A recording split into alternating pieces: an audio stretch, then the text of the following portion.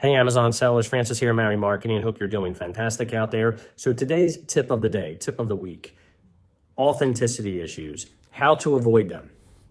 The best way to avoid anything with authenticity issues is to have rock solid documentation. Where are you buying your products from? Can they be traced back to the brand?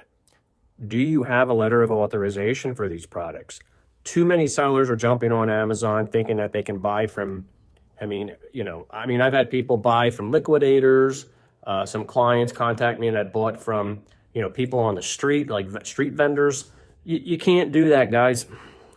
You need to have viable sourcing documents to wholesalers. This is what Amazon wants. If you find yourself down for this type of an issue, don't go it alone. Don't try it on your own because you're just going to be banned. All right. Contact me. It's a 100% free consultation before going with anybody. And I'll do my best to get you back on the platform.